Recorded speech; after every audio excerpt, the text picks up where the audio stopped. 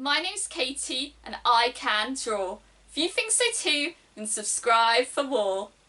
Now, do you struggle with drawing hair that doesn't look flat? Well, looks like you're on the right video.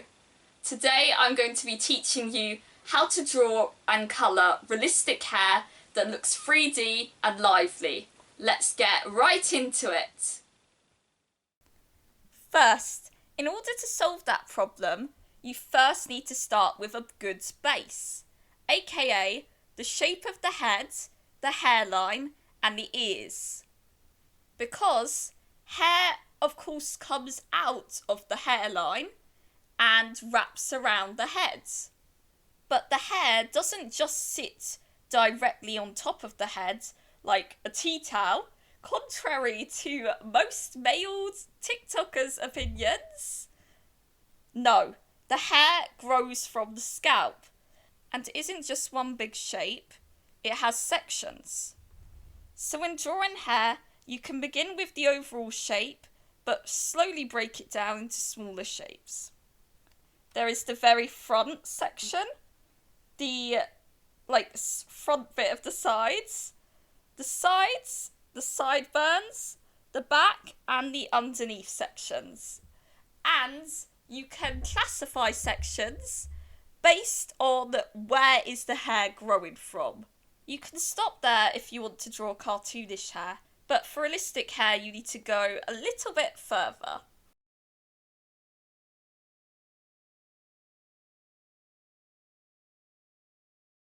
Another thing that my friends have asked me about how to draw is flyaway hairs.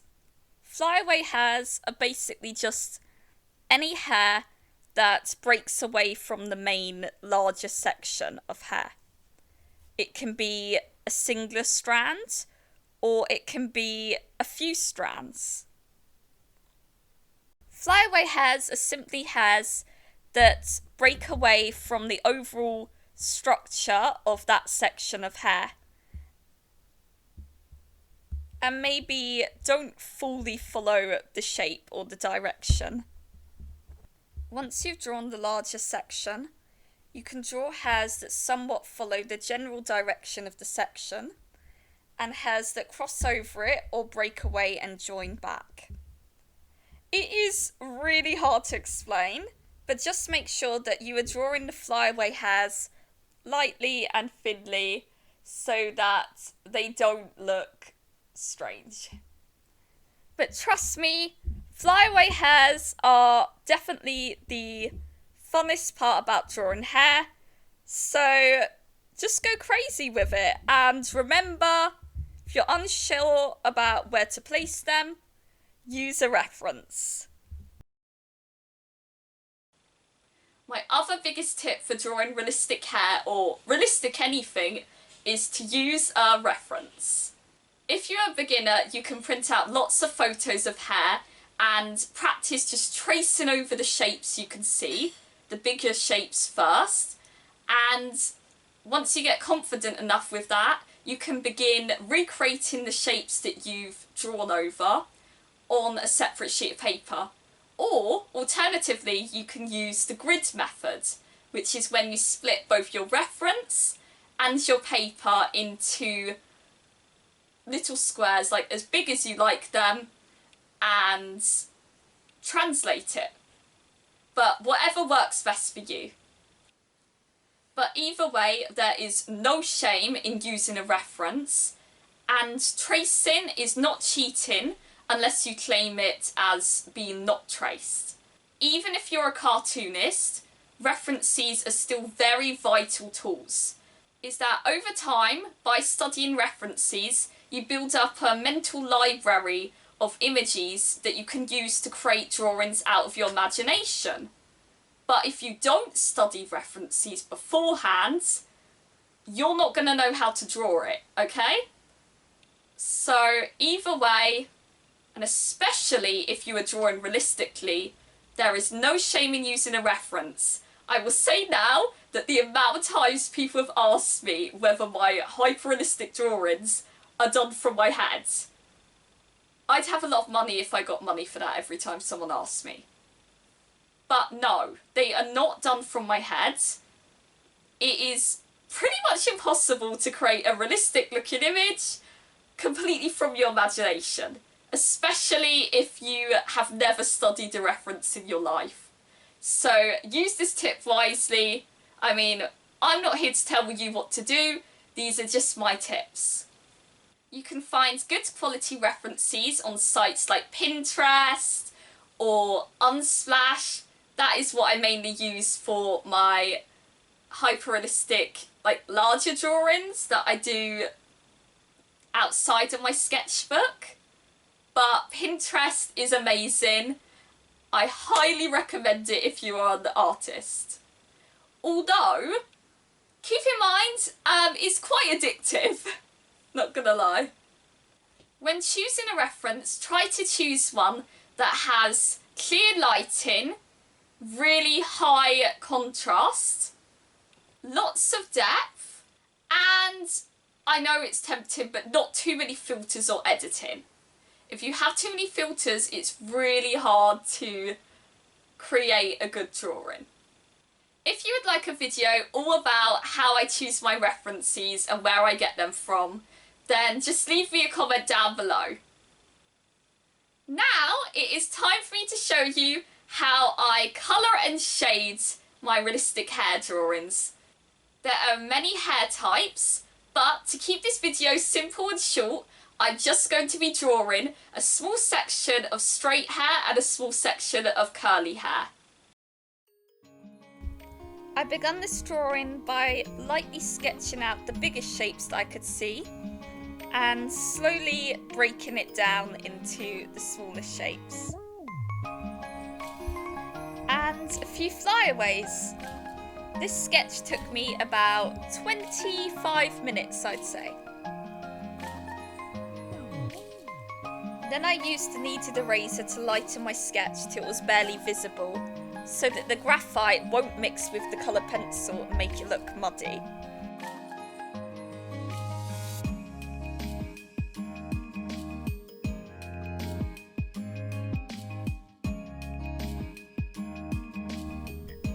I then picked out all of my colours that I could see in my reference. Then I used panpastels, which are basically super concentrated pastels, to make a base. You could always use alcohol-based markers instead, or watercolour, if you're using watercolour paper, as a base instead. But I like to use panpastels as they're really easy to blend and very quick. I like to do a base first because it eliminates the white of the paper, which speeds up the process a lot and also makes it less daunting to start a piece. You can always just do a base with colour pencils very lightly, using circular motions, but this just takes a lot longer in my experience. Then I began using my pencils, starting with the lightest and medium colours which I could see in my reference. I'm using flicking motions and holding the pencil quite close to the tip, but make sure not to hold your pencil too close because then you'll be restricting the movement that you can do with your wrist. I also made sure to sharpen all of my pencils, which is very important, especially when drawing hair.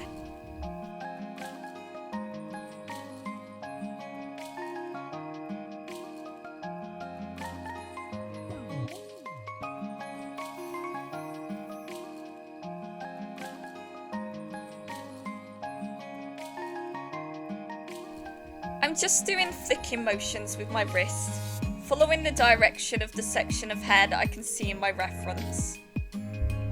This gives the hair its texture, but also doesn't mean that you have to draw individual strands.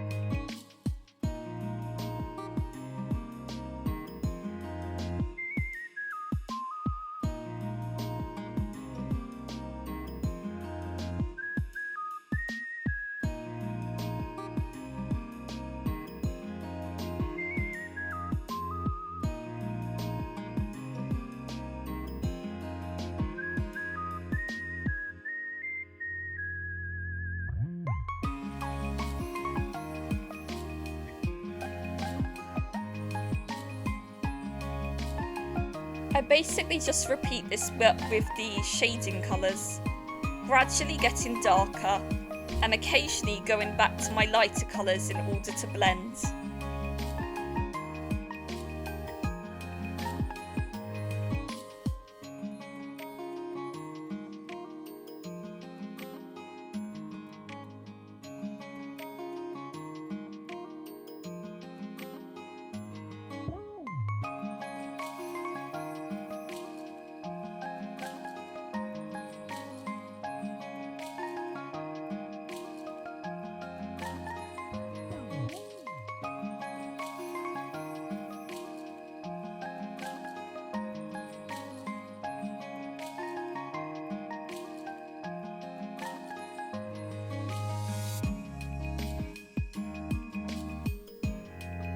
Then I realised I forgot a really important step. Usually with my realistic drawings, I use an indenting tool or an empty ballpoint pen to mark out any lighter strands that I want to preserve, because it's generally easier than adding them in later with a white gel pen or an eraser. I did this a bit too late, so it didn't actually really do much.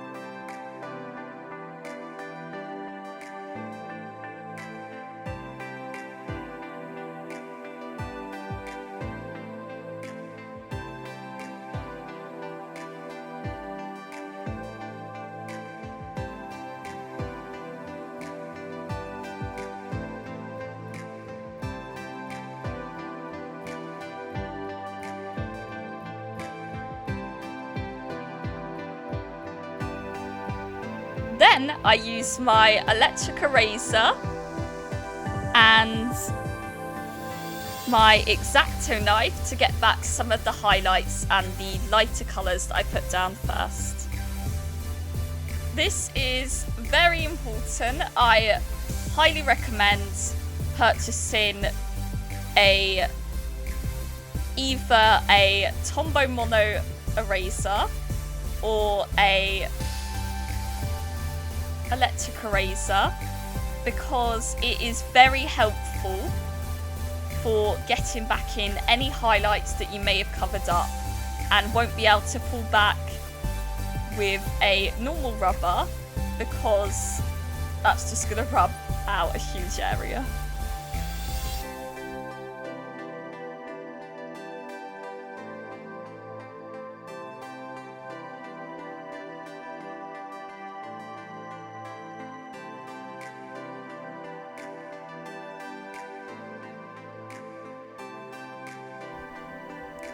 Then it was done. Now, moving on to the curly hair. I then choose my pencils based on what I could see in my reference. Usually, black hair isn't composed of just blacks and greys. It usually also has blues, purples and browns depending on the lighting.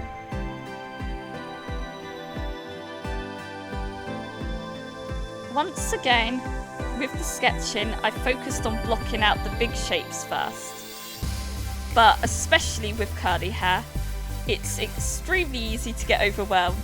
So I simplified the ringlets into boxes which join together.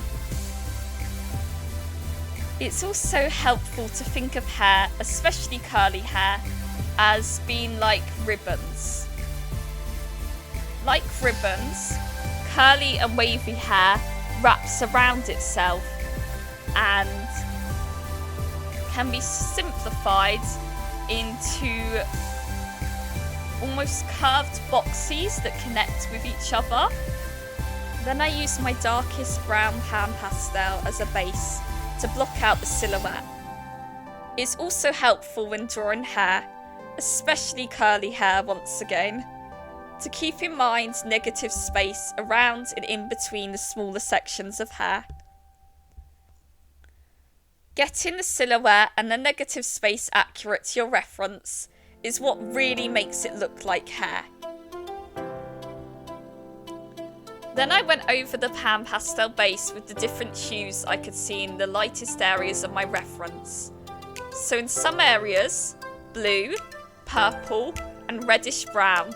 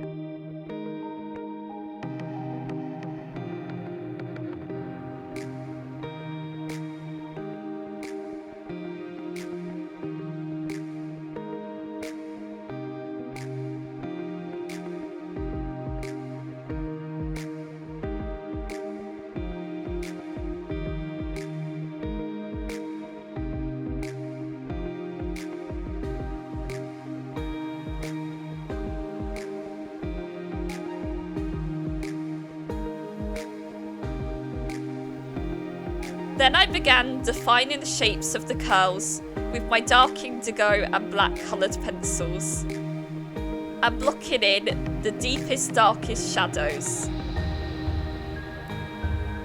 Unlike with lighter hair colours and straight hair, with dark and curly hair, I prefer to work with my lightest colours first, then my darkest colours, then my mid-tones, rather than light, then mid-tones, then dark colours. I don't know why, but with darker hair, I feel like it's better to get the darker colours in early. And with curly hair, it's the same, because it really helps define the curls.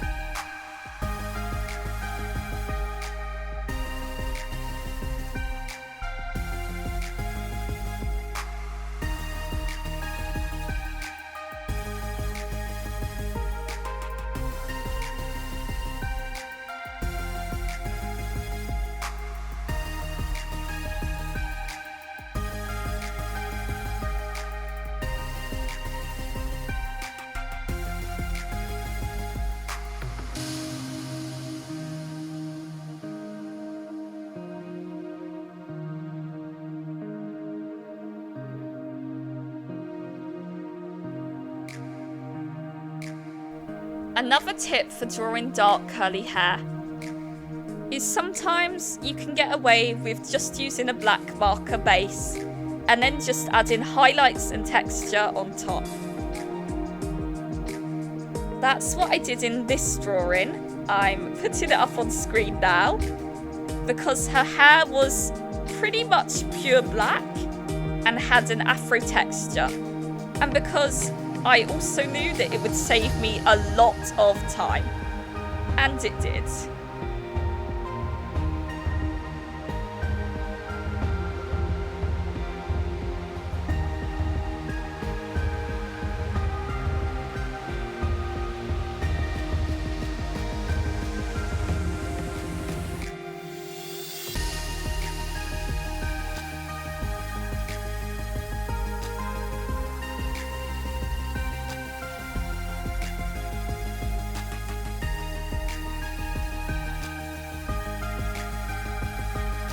Then I used the white colour pencil for the shiny highlights,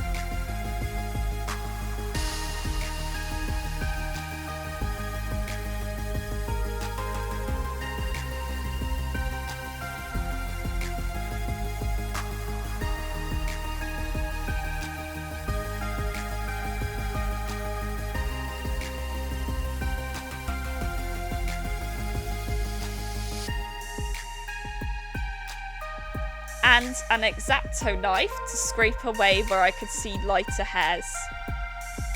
I also added in all of the flyaway hairs that I could see in my reference.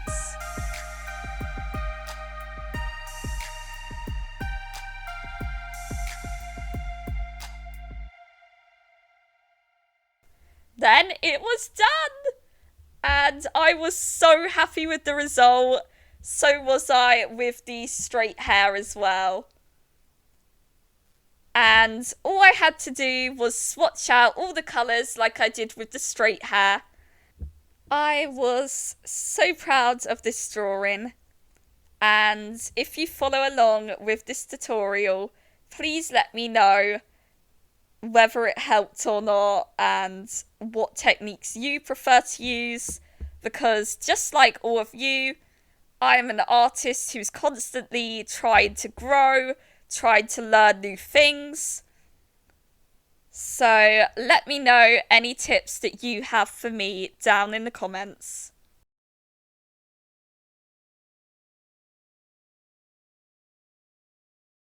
And that is how I draw realistic straight and curly hair. Let me know in the comments whether this was helpful to you or not, and let me know what tutorial you would like me to make next. And before you go, make sure to subscribe so you don't miss my next video. And click that like button down below for more vids just like this. And press the notification bell for vids you surely won't want to miss. Be sure to subscribe. Okay, bye!